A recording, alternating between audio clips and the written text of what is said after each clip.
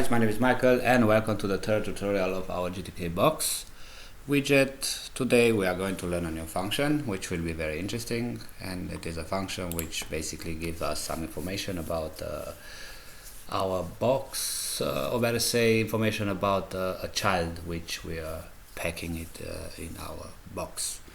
The function which I'm talking about, it is called GTK box query child packing right here.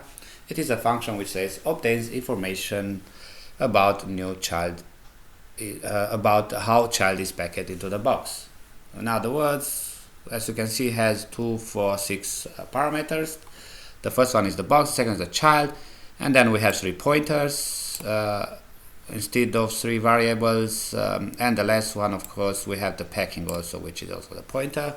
At this point means that the expand is the pointer to return the location for the expand, for the child, for the padding, and also for the pack type.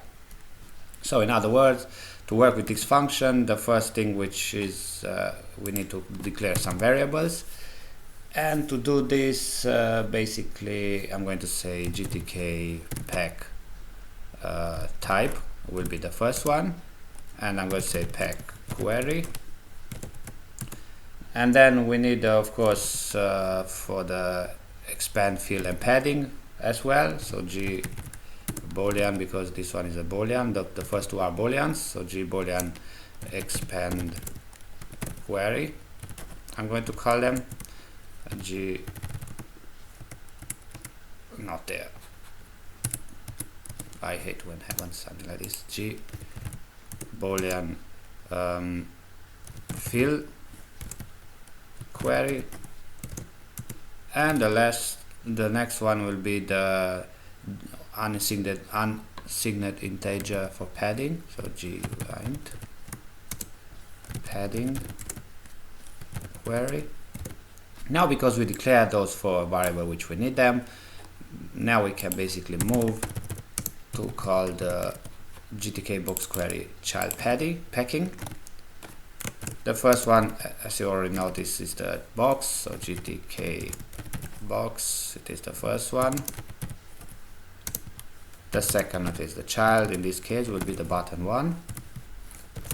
And of course now we need those for variables where basically we need to pass their addresses. So the first one will be the expand, why I'm jumping again there, expand query, fill query,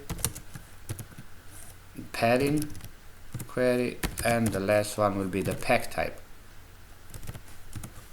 pack query. Now we have this function, we call this function on those 4 variables. If we now compile it and run it, at this point you won't see nothing, because it is the same like the last program where we are packing the end button back to its position at the position 0. But we now can do something more. We can create an if statement, and we can say if pack query, it is equal to GTK position start, so GTK pack start, start, only and only if the pack query, so basically the way how we were packing it before, you see here we have said that button 1 should be packed to the start, so at this point should be true. Now because the pack query it should be to the pack, now we can call all these things right here. I'm going to move them inside the if statement this time. So I made some changes now. Instead of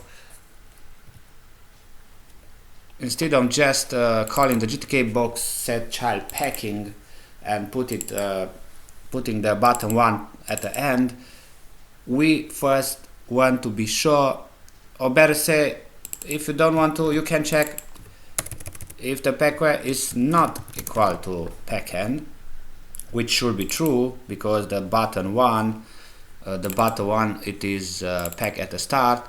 And now we say if pack query is not equal to pack end, which is true, then we are packing we are calling the GTK box set child packing to pack the button 1 at the end.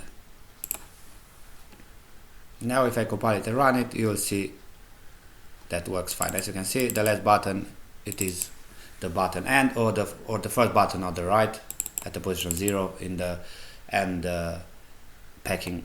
It should be the button on end, as you can see. So basically what we did, let's see again, we were calling the GTKBox query child packing. We're getting information about the button 1, how its expand was set, fill, padding and query. And now we can make use of these variables. I decide to see how pack query,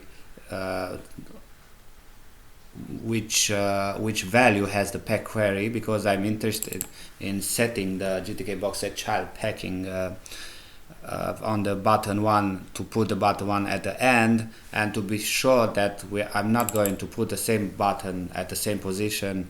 I mean, as I said, I'm not going to pack it on the same location on the right side or the end side. I'm just making a check now, because I had this information. Basically I can work with an if statement to be sure, and once that I'm 100% sure that the button 1 wasn't packed at the end, because I do this check, then and only then I call this function to put my button 1 at the end position. And because I'm putting the button 1 at the end position, I need to reorder also the position of the buttons. In this case, the position 2 goes to position which I decide to have it, and so on. And this is the way how you do it. I hope you understand it, guys, because it's not so complicated. Just play a little bit with all this information. Just take use of your pause button on your YouTube player to check the code again and again. And once that you check it, and once that you see how it's working, you will understand it better. That being said, thank you guys for watching. If you like it, please subscribe, share with your friends and neighbors, and until next time, see you guys.